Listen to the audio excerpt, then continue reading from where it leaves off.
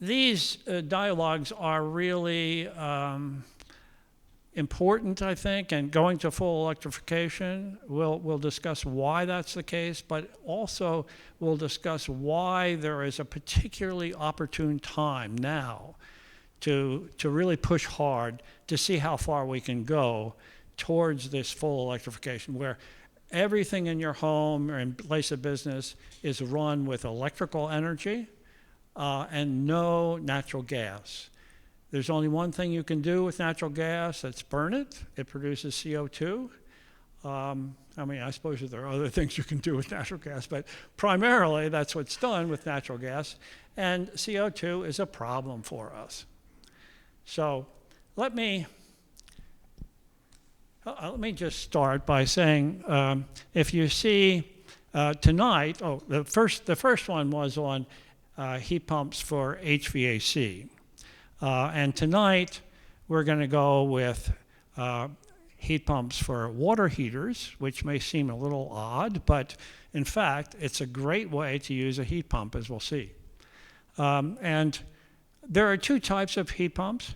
The one on the left is actually Peter Saita's, and he's going to tell us more about it a little later. It is sort of the standard, I think most obvious and most convenient heat pump water heater. You'll see, let's see, here it is. You'll see that this top portion is really where the compressor is. The rest of it is just a hot water tank, whereas, so this is a single unit. Over here is actually a photo of, two photos of the one that Nancy and I have in our home. There has inside is a 75-gallon tank, actually. Peter, is yours 50? 50. Okay, 50 gallon. So well, there's some stories here that I'll try to avoid going down these rabbit holes. But the 75-gallon tank is inside in a small closet, which itself is in a closet in my study. But outside, about 4 feet away, the tank is just on the other side of this wall right here. About 4 feet away is the compressor. So this top is right here, and the tank is, correspondingly over here. And we'll see now, there are certain advantages to the split system, but they may cost a little more also, so some disadvantages also. Now, first of all, I forgot to introduce myself. So I'm Dick Haskell, Board of Directors at Sustainable Claremont. Now, most of you, I think I know almost all of you, so I'm not sure why I'm introducing myself. But Char Miller, also now on the board of Sustainable Claremont, and a long figure in the leadership of the environmental analysis program at Pomona College. And also Kathy May over here, who for 20 years, I'm making this up now, for 20 years taught the advanced, maybe, what's it called, the X or the AP, that's it, very good. The AP Environmental Studies in public school. And so she really knows, she should be up here giving this talk. Kathy is actually also on the City Sustainability Committee, as I am also. And we have a fourth member of this team of four, Jib Lamb, who is actually a student at Claremont Mechanic College. He has an internship in Washington, D.C., which is where he is now. He wishes he were here, but he's also playing a little role for us, despite his distance. Okay, so I have a lot to tell you, but at the same time, Peter's going to tell us about the installation of his hot water heater, his heat pump water heater. And Laura Bollinger is going to also tell us about her installation of of a heat pump for her HVAC system, new. And it's really impressive, so I want to make sure she has time to tell you about it, and you have questions to ask her about it. Here is the reason that I think there is a real opportunity for us to move forward as a city. This is a plot of community electricity and gas. By community, I mean everything that has a 91711 zip code is included in this. That includes municipal buildings, everything, businesses, industry, whatever, as long as it has an address that has a 91711 zip code, it's included in this data. And you can see it's a very busy plot. Let me just dissect it for you. The main point here is that if you look at total natural gas, aside from the missing point here in 2017, which is a problem, but you can see that it's relatively constant. And by the way, in order to compare use of electricity with gas is usually measured in therms. One therm is 29.307 kilowatt hours. So I have made the conversion so that we can plot them on the same graph. And so really this line here for the total gas consumed by the community, the city, is about 10 million therms, it turns out. And it's been the same, more or less. It's bumped around a little bit since 2011. And so not much going on there, except it's remained, let's say, rock stable. And that's what we want to change.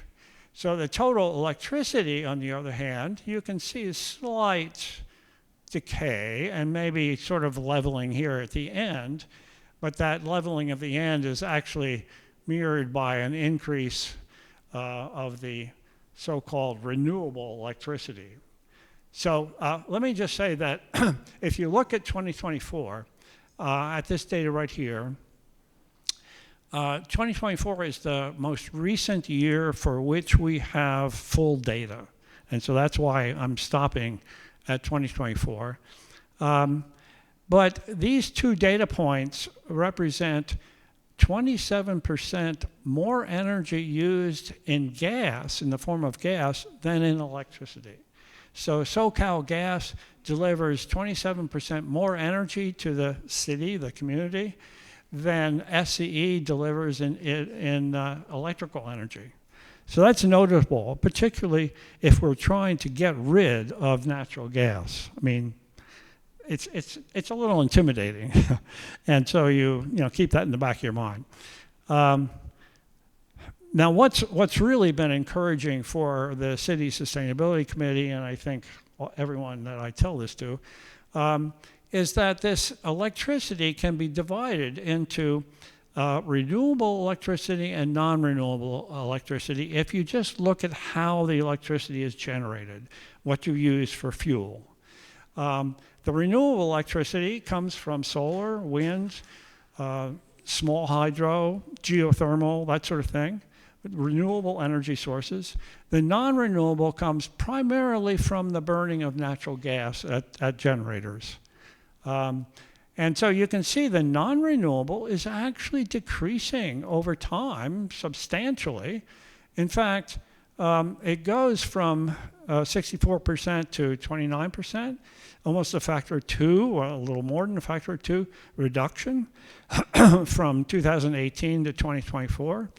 Whereas renewable energy is going up. In fact, it goes up by a factor of 2 between 2018 and 2024. So, and the cross here is all about Clean Power Alliance, and when we first as a city signed on to it, and then when we elevated everyone to 100% electricity, which was, a little scandalous, but nevertheless, it turned out that everybody who was pushed up, 95% people just stayed there.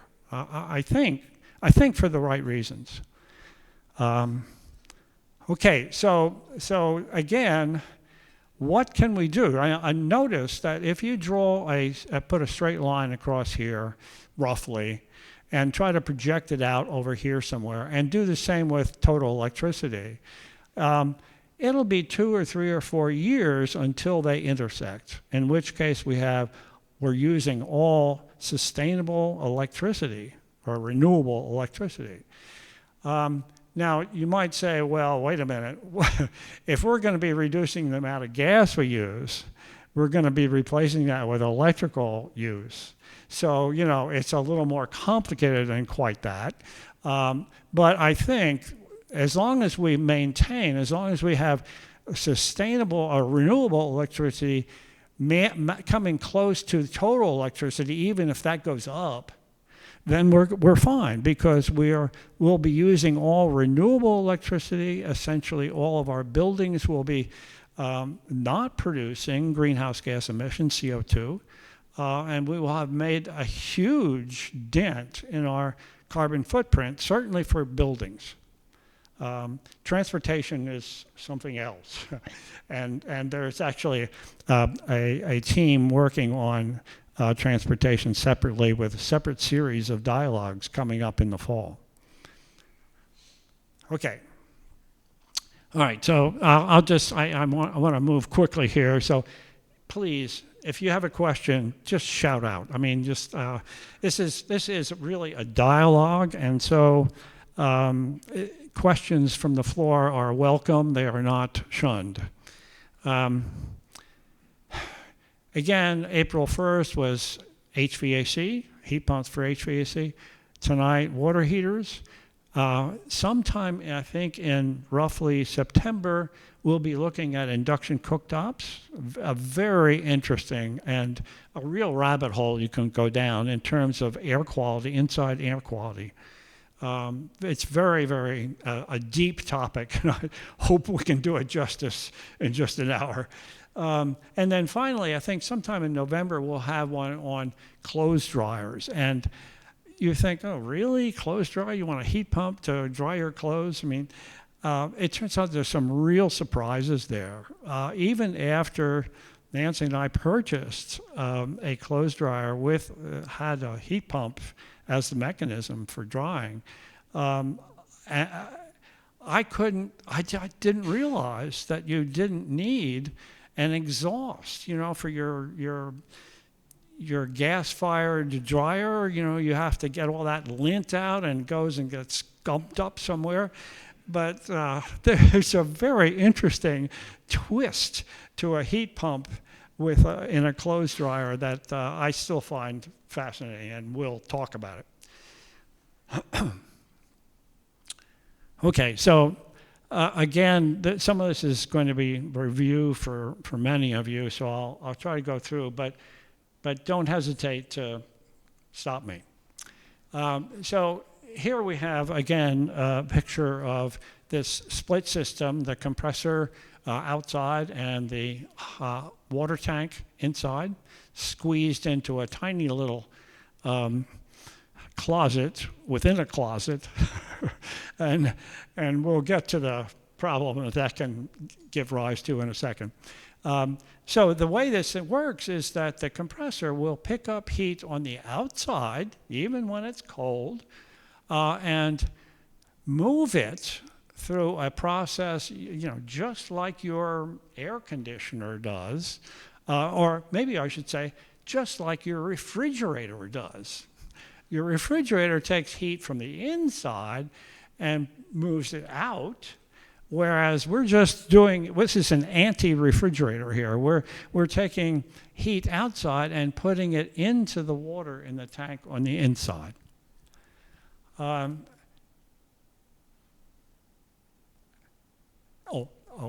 so I make one point here, the one way. The heat pumps for HVAC have this remarkable advantage in that they can go backwards or forwards. They can either pull heat out of your house and exhaust it outside as an air conditioner, or vice versa. They can heat your house by pulling heat from outside and put it into your inside house. And in fact, I think the HVAC application is the only place where heat pumps really use that advantage of being able to just electrically switch back and forth. Okay, So here, this is the magic, and this is really applies to all heat pumps. Um, and some of you will recognize, some of you will recognize this slide from last time. 10 years ago, our house had a gas-fired water heater. It was actually even not so long ago, actually. And you might think about this gas-fired water heater and supplying it with a tiny little bit of natural gas, 0.034 therms, which it just turns out, if you multiply that by 29.307, it's almost exactly 1 kilowatt hour of energy. Suppose we were to burn that and combine it with oxygen and have it burn completely and without losing any of it in the transportation of it and so forth, but actually get it to deliver that 1 kilowatt hour of heat to the water in the tank. Great. There is this coefficient of performance, which is the heat delivered divided by the input energy that was required to deliver that heat. That ratio, of course, when you have 1 kilowatt hour in and 1 kilowatt hour out is just 1, which corresponds to 100% efficiency. Now, there are lots of ways you could end up with 90% or 80% if you lost some of the heat along the way. But we're going to give SoCalGas the benefit of the doubt here and say we'll have 100% energy efficiency for the gas.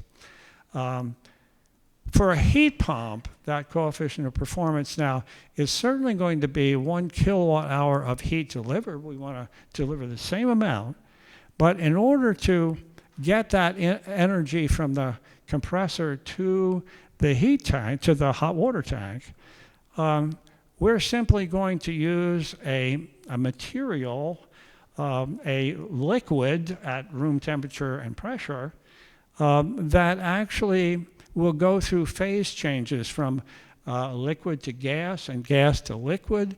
And in that transformation, in that cycling, we're going to be able to move that heat to the outside, from the outside to the inside in this case. And so you realize that this is the important thing, that when you're using gas, you're burning it. It's a chemical reaction. You put in a certain amount of gas based upon what its potential is for creating energy on the output when burned. And so it's fundamentally limited by conservation of energy. Whereas in the heat pump, there's a completely different process. You may be able to get away with putting in a half a kilowatt or a third of, or even a fourth of a kilowatt hour to move this energy from one place to another. It's not the same process.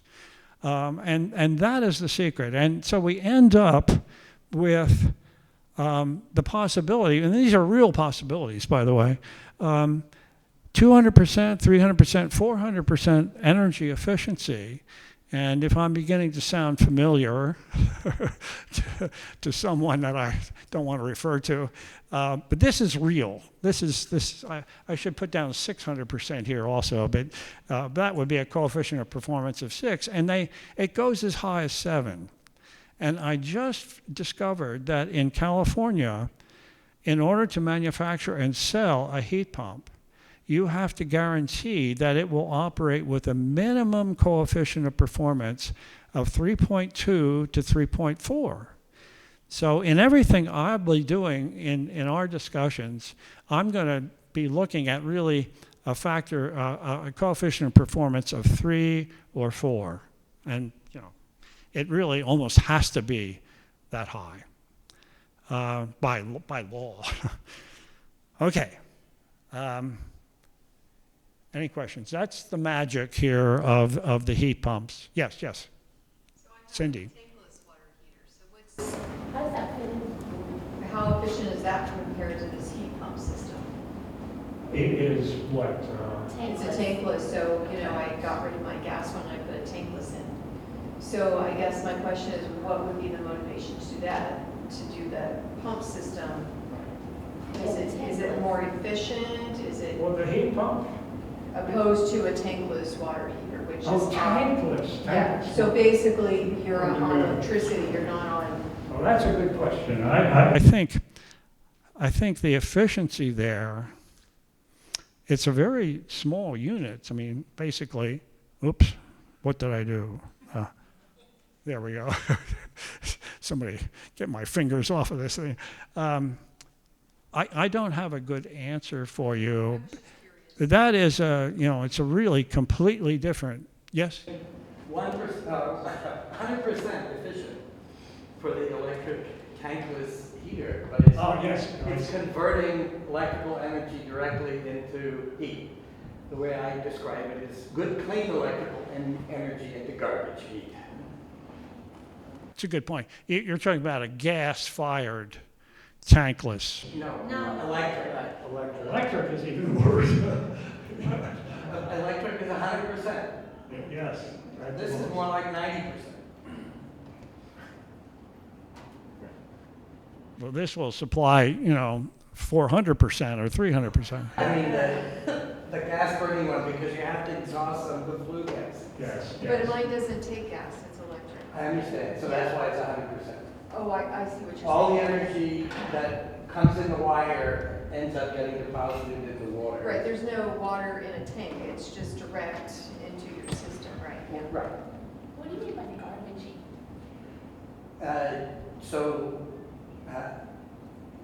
Heat is garbage energy, and electricity is clean, ordered energy. And the reason that you can get this magic factor of 300% or 400% is that rather than taking that clean electrical energy and converting it with unit efficiency into garbage heat, you can say, no, wouldn't you like to push a lot of the heat from outside into the water? And so you use the electricity for what it's good at. Yeah, I see what you're So saying. you're saying like the second law of thermodynamics, garbage heat? Like, Uh-huh. Okay. Yeah, Okay. yeah, thank you. So the point here is that moving the energy is a very different process. And it just turns out that you can be clever enough and really expend much less energy to move it than to really generate it, basically, or convert it. That makes sense. Okay. Let me see. Yes. Okay. This is this is going to go a little quick, but it's important. And I think John Heitkemper is responsible for this, who asked a very good question at the last dialogue, which caught me flat-footed because I didn't have a detailed answer for him. So we have a factor of 3 or 4 more energy efficiency if we use a heat pump that is electrically driven than if we use natural gas and we burn the natural gas. But John asked, okay, but how much does it cost to do? What's the relative cost of the two operations, which I think is a bigger picture. And indeed, I solicited utility bills from all of my friends, but really, I've spent weeks doing this, and I won't. It's a rabbit hole. I don't want to go down it, but the easiest part was calculating the cost of a kilowatt hour of natural gas. Now, again, natural gas is usually measured in therms, but if you convert it 29.307 to kilowatt hours, we can then talk about kilowatt hours and kilowatt hours, like oranges and oranges and apples and apples.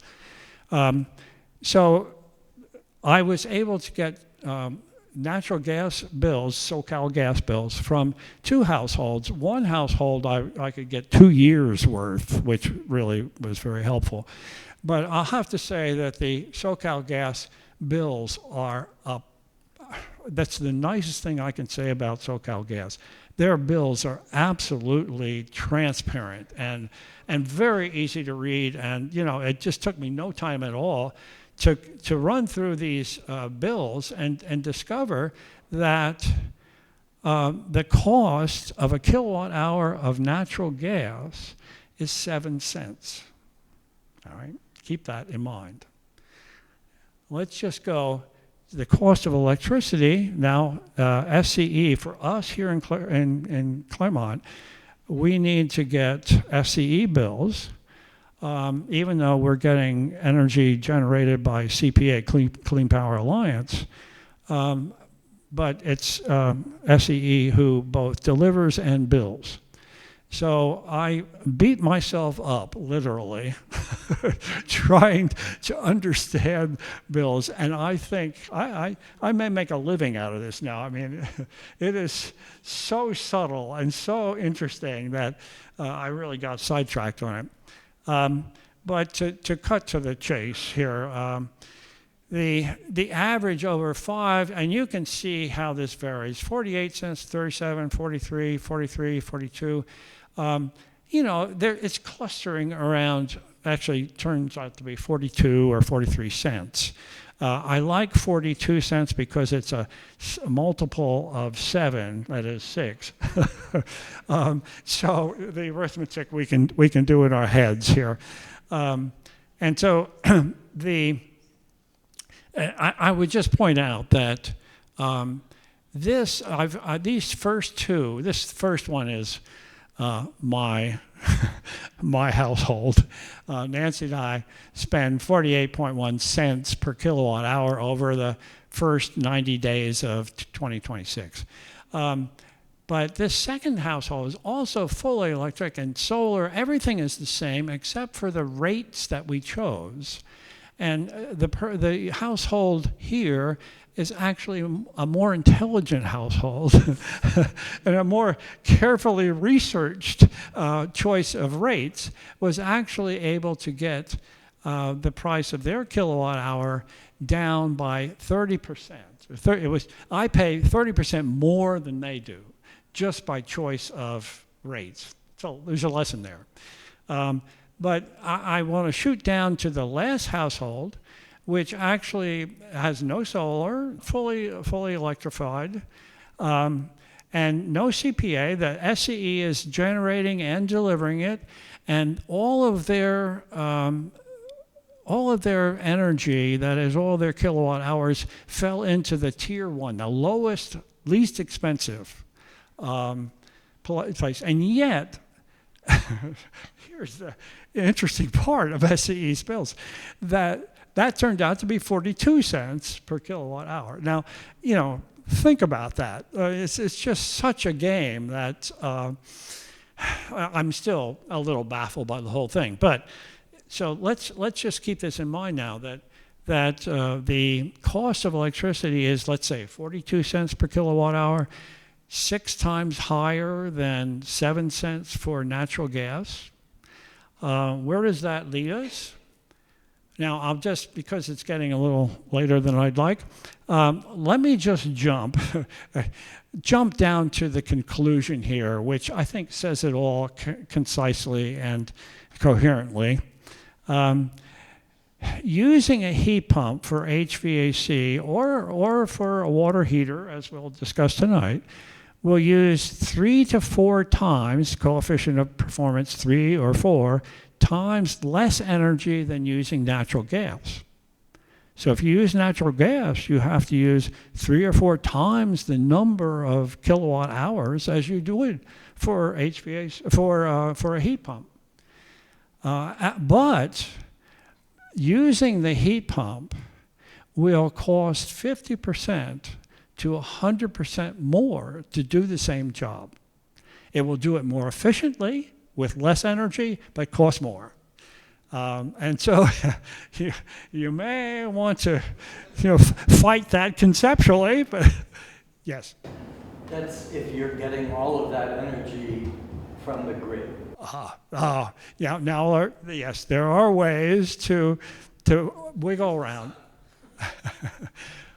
But now, yes, the point is as long as you're using, renewable electricity, you have accomplished a lot. And well, I'll get to the next slide in a second. Yeah. Also, the use of gas doesn't include the cost that we don't pay for, but we experience the pollution, the destruction. So that Yeah. And we will make a big deal of that as we get to induction cooktops. I mean, you're absolutely right. I mean, there is so much more. But just on a financial basis, I think we have to face that fact. And let me just, okay. So why are we pushing full electrification, given that wrinkle, like financial wrinkle? I just want to point out that California's climate change goal, which has been in place for a long time, a couple decades, believe it or not, is that by 2045, which is 19 years away, we are going to be 100% carbon-free energy. That is, we will all be using renewable electricity, is basically what it's saying. And if you're making decisions now about replacing your gas-fired, HVAC unit with another gas-fired HVAC unit, you're running the risk of actually ending up afoul of the law. Plus, the other thing is down here, I note that right now, as of now, there are 50 cities and counties in California that ban natural gas hookups in new construction. So you can see the trend, and if you're trying to think carefully about what you're doing now in terms of future consequences, it's worth thinking about this. And let me, so I went to the CPUC, that's the California Public Utility Commission's website. And there, so I did a search for, I wanted to make sure I had the most recent version of the California goals. And the first thing I came up with was this, a document that was written and released March 12th, 2026, so a few months ago. And the title of the document is Meeting California's Climate Goals, the Transition to a Carbon-Free Electric Grid. So they are not backing off on this. Yes? As I understand it, the cost of renewable energy generation has been steadily dropping. So, yes, right today it's more expensive, but in 10, 15 years, it's probably going to be cheaper. I think, unless everything just stops improving. I wholeheartedly hope so. And it has come down quite a bit, but I'm not sure it's really reflected in present day bills from SCE. Anyway, so I'm just trying to be really even-handed with this, with the facts here. So let me just read you a couple of these sentences. It says, California's ambitious climate agenda rests on a critical goal, supplying 100% of retail electricity sales with renewable and zero carbon sources by 2045. It's unambiguous. I mean, they clearly are holding us to this goal. And then as California swap out natural gas-powered technologies for electric ones, such as heat pumps, induction stoves, induction cooktops or whatever, and electric vehicles, the electricity grid will power more of our lives, requiring increasing amounts of reliable, clean energy. But the challenge is to keep rates reasonably priced for the adoption of electric technology to pencil out for customers. And that's what we're all about here. I mean, we're just trying to find our way through moving towards full electrification. Is that me? Okay. All right. So we have gotten a little too late, but nevertheless in time.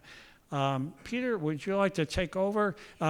We have two sort of sharing experiences, and this is something I really want to do with this group.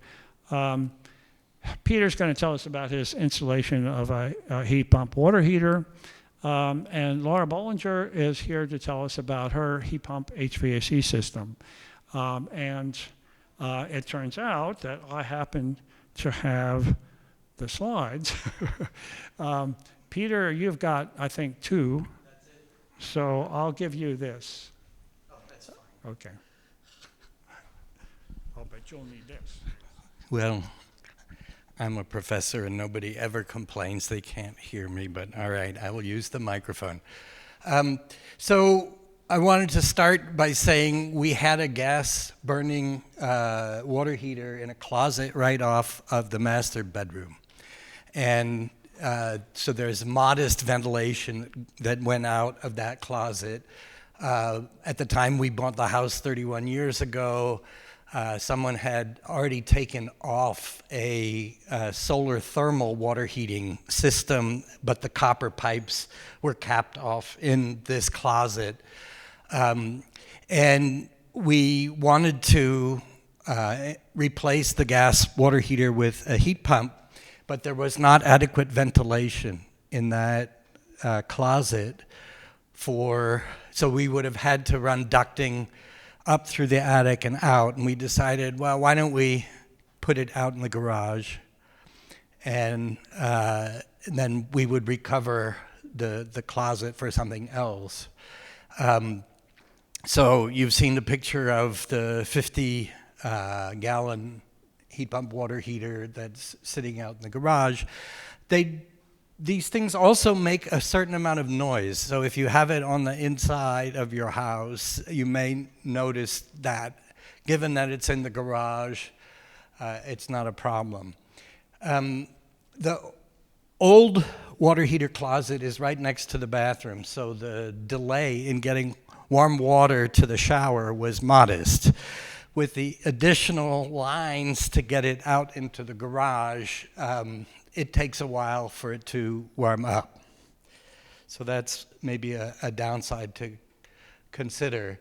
So we went with the same people who installed our HVAC system, Ron's Capital Construction in Claremont. And that's the bill for the installation. So if we had, instead of putting it out in the garage, we were able to put it into the closet, then we would have presumably saved some of that. On the other hand, I don't believe we had a 220-volt line in the closet, so we had to add that, and that was easier to do from or within the garage.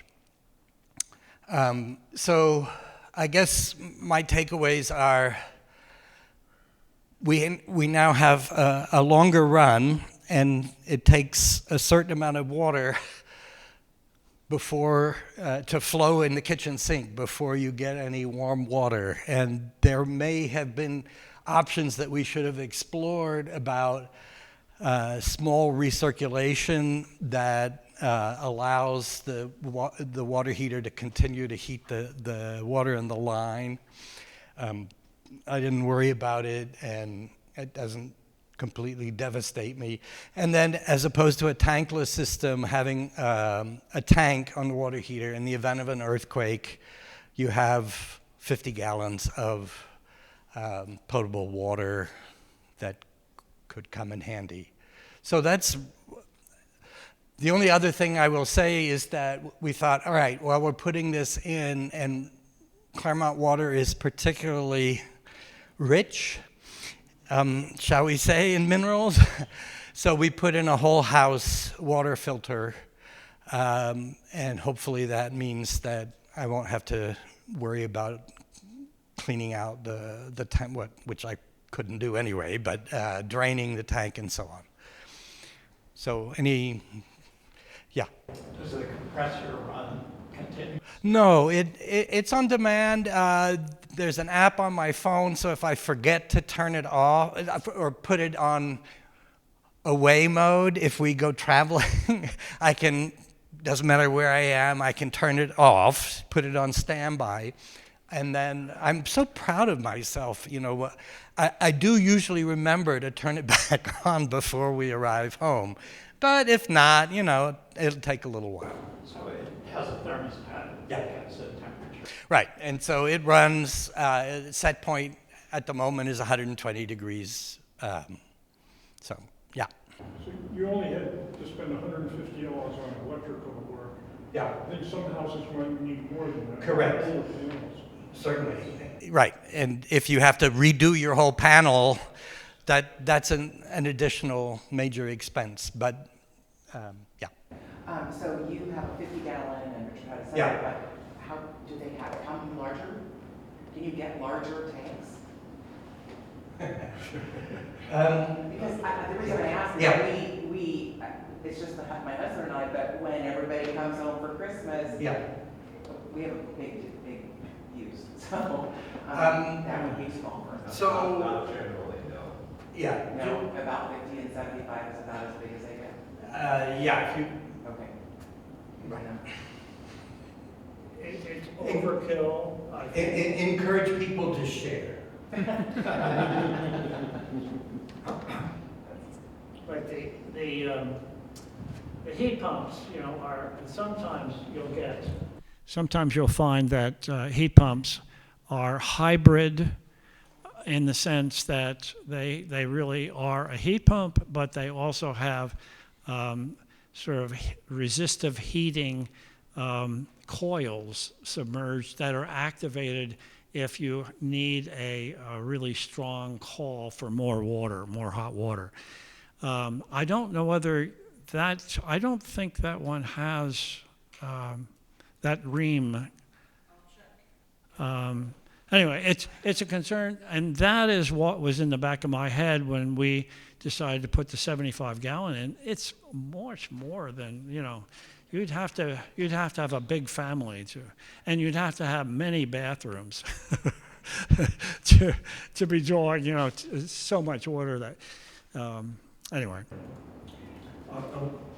Green makes a 110 volt heat pump now. Yes, and in fact, because I may not have time to say this, there was something on a slide that we slipped by.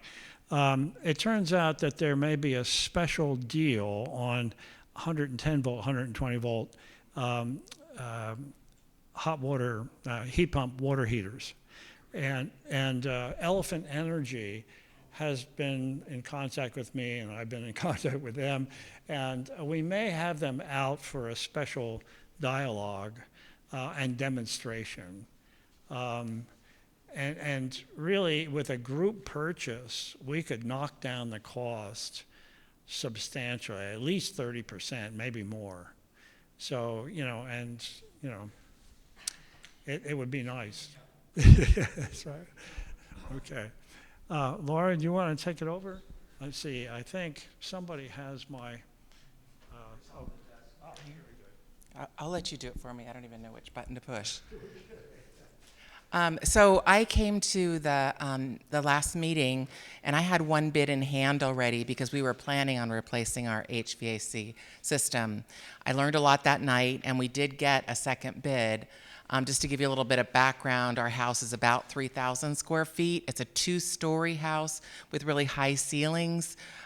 We have an existing mini split upstairs because we weren't sufficiently cooling upstairs. I've been told for year after year we were supposed to get 2 full air conditioning systems to be able to cool our upstairs. And so someone floated the idea in one of my contractors that we could put our air controller unit up in the upstairs attic. And that was part of our motivation for doing this right now because we never were able to cool upstairs. And so, and currently, previously to when we're done now, our return air was this big loud thing next to our TV. So every time it would go on, we're like, turn the TV up. So it was a terribly designed system to begin with, wasn't cooling upstairs. The return air was too loud. And now it was over 20 years old. And then we're getting all this good information about saving the planet with heat pumps. And it just all made sense for us to do it now.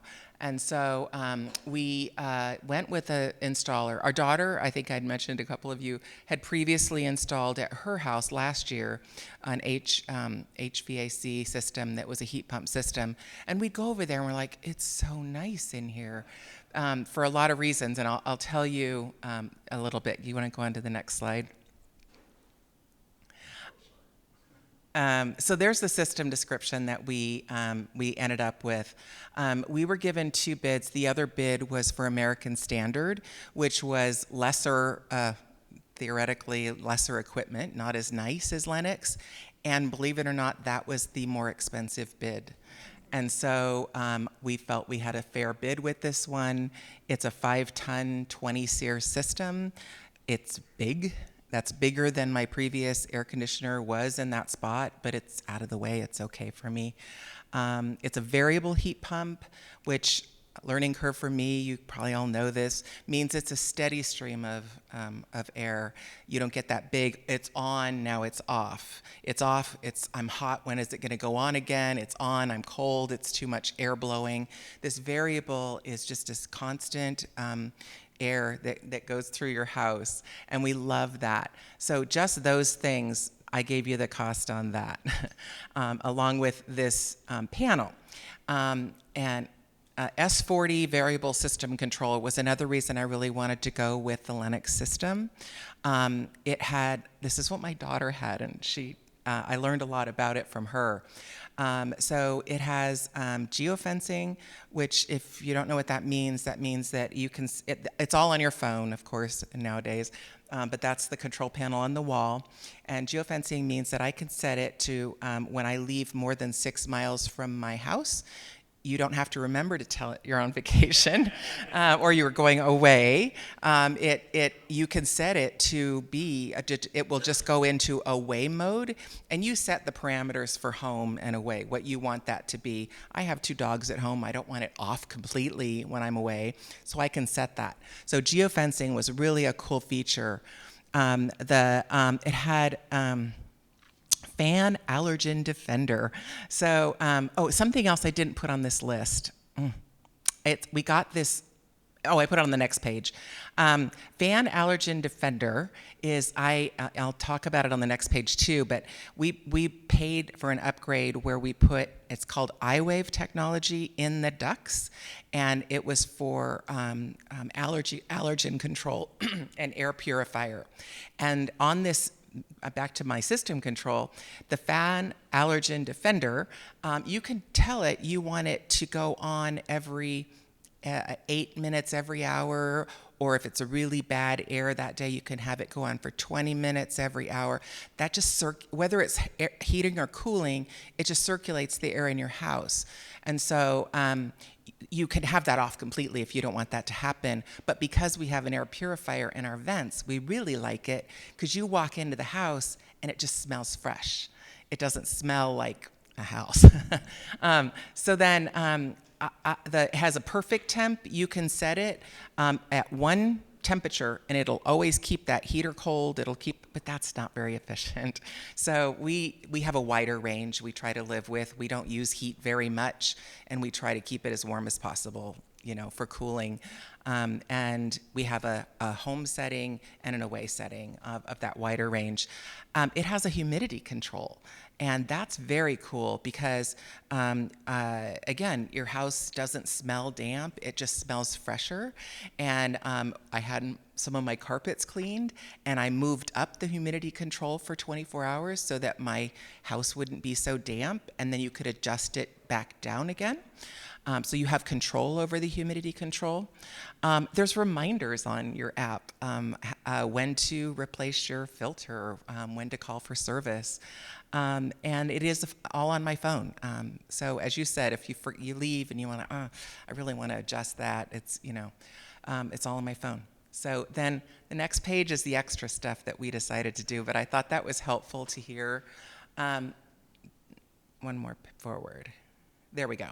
I did refer to it a little bit. Instead of the air handler being in the garage, like your system, you freed up a closet in your house. I freed up this giant shelf in my garage that used to have my air handler that's now in my attic that I never went in anyway. So that was a big, big plus for us. I spent a few pennies to do it, but it solved so many nice problems for us. And then while we were at it, we've lived in this house for 30 years. And in 30 years' time, people have been tramping around in that attic doing electrical, rat control, all the different things. So the venting wasn't that, the air duct system wasn't in great shape, and we were able to make it more energy efficient with this move. And then the iWave technology, that is very, very cool, and it was only $750.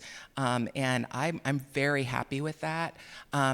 In doing research, I was reading about there's ultraviolet lights you can do that do the similar thing, but you have to replace those bulbs every year, and they're expensive. You never have to replace anything with this iWave technology. And I read a lot. I could not find any negatives, but what people said, and I've had this system for not even 2 months. So what people noticed that, you don't see, like with the sun rays, you don't see the dust. They're like not dust in your house. So some people found it pretty significant. And then while we were at it, as I mentioned, we did at one point have a rat problem in our attic. So this was our opportunity to clean the attic and upgrade it to the R30 bat insulation in our attic space, which is also an energy efficiency, but also a clean air move for us that we felt really good about. So yeah, that's my system. And I appreciate, I wanted to share because this stuff, it changes so fast. And the best information is the newest information. So I appreciate you sharing about your water heater, and here it is, my HVAC. So do you have any questions? Yeah. Uh-huh. So can they use your existing duct system? They don't have to?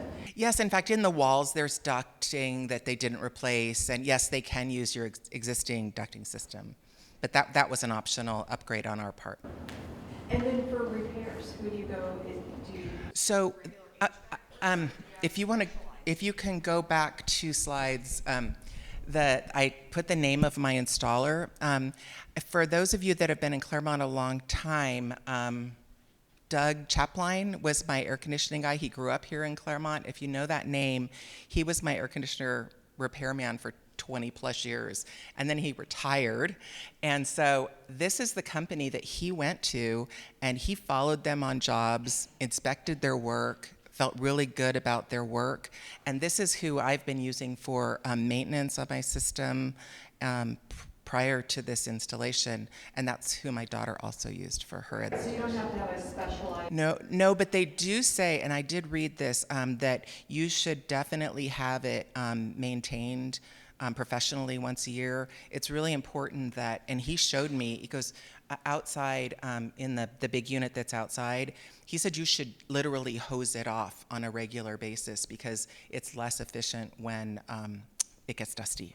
Right, which you would do with the regular unit too. Yeah. You're really supposed to keep, filters and stuff. Okay, well, thank you. Have you had it long enough to compare the cost of running? No. No, and his slide scared me a little bit, but because we do not yet have solar, I'm sorry. But we're one thing at a time. So, yeah, I think we're going to get a surprise when our bill comes. But we knew. Try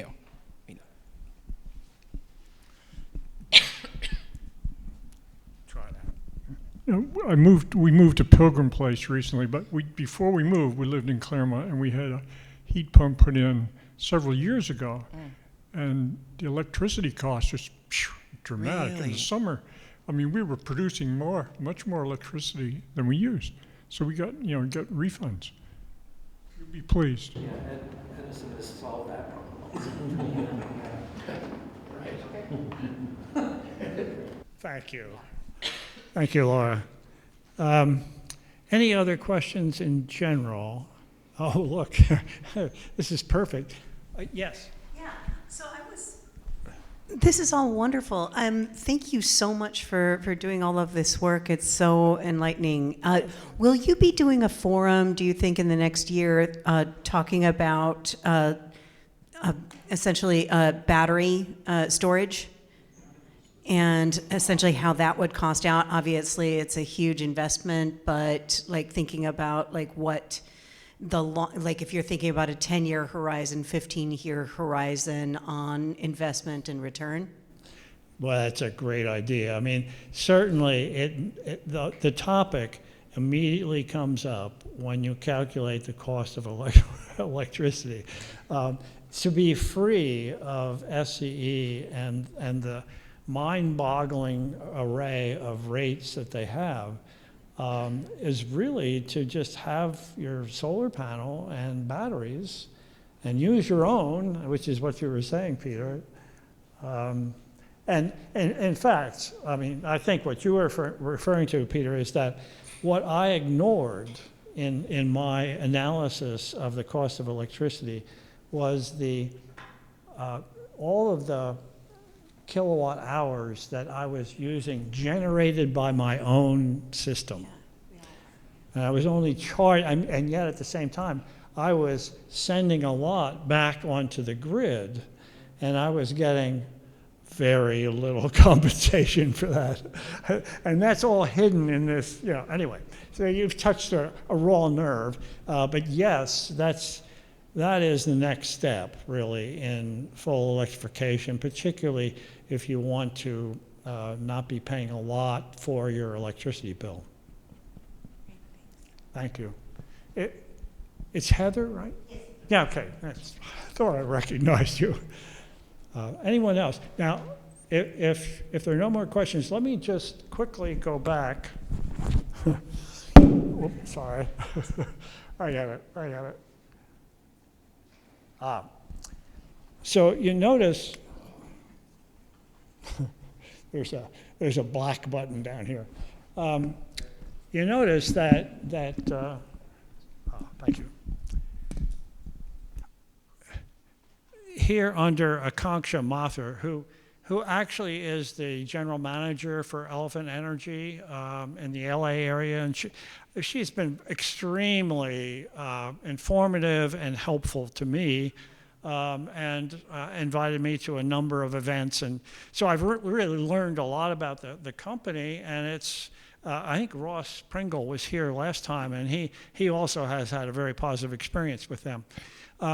She just got in touch again and mentioned that there is, for example, and these things are dynamic, they happen, but I'm just alerting you to the fact that there can be significant discounts and rebates available. The $750 summer discount on a heat pump HVAC installation, if it's done during June, or we're already in June, or July, just in case you were really thinking about doing it, here's $750. But there is also, she referred to, and this is the nice thing about knowing someone like this woman who really is immersed in the whole field, the whole industry. She said that the Southern California Edison Home Performance Plus program, which is a rebate program, will also come up with a total, I mean, enough to make the total, I guess, $2,000 for an HVAC installation, heat pump installation. So there are possibilities here. Now, I wanted to check up on that because I'm so suspicious of SCE these days. And I went to the SCE websites and looked up the Home Performance Plus program, and they claimed it was for homeowners or renters who lived in a house or a rental unit, multifamily situation, in an underserved or disadvantaged community. And I immediately thought, Claremont, that's just not going to fly. But I talked to her again. So I said, Concha, look, here it is, read it. And she said, that's not true, because she has already performed and gotten rebates, which violates, and really this. I read that. It was income based. I mean, it was we weren't eligible according to what I read. Income based. It was income based. Oh, well, but the money became available April 30th.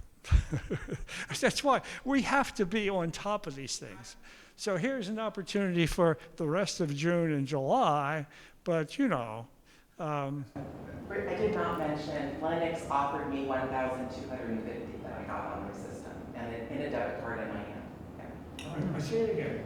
Lennox themselves, the company. Yes. Oh, Lennox. Lennox offered the rebate of $1,250, and it came in the form of a debit card, which I already have. Yeah, I forgot to mention that. Sorry. Yeah. Okay. There was other heat pump water heaters. I wanted to get feedback from you if I can. She's mentioning that this a group purchase approach could really be significant. So if you're interested, you're getting to the point, well, maybe your hot water heater goes out, whatever. Let's stay in touch with one another and alert everyone of possible these programs are suddenly funded as of April 30th, but they will run out of funds by late July or something. It's so dynamic. But the money it's thousands of dollars, and we really need to take advantage of these things. So you're saying, back to number one, that the information on the SCE website about Home Performance Plus was not accurate? Yes. Okay. That's exactly what I'm saying. In fact, downright wrong. Because I read the same thing, and I was like, oh, that won't apply to any house, in Claremont. Maybe not any house, but most houses are not in an underserved community Right. in Claremont. I mean, we'd have a hard time qualifying if that were true. And when I read it, it was a very complicated, complex sentence. I read it too. Oh, did you? Did you have? Yeah, because I was looking for rebates, and I didn't find any that would apply to me, except for maybe the $750 one. I mean, it's $750. I mean, I don't know about you, but it makes a difference in my life.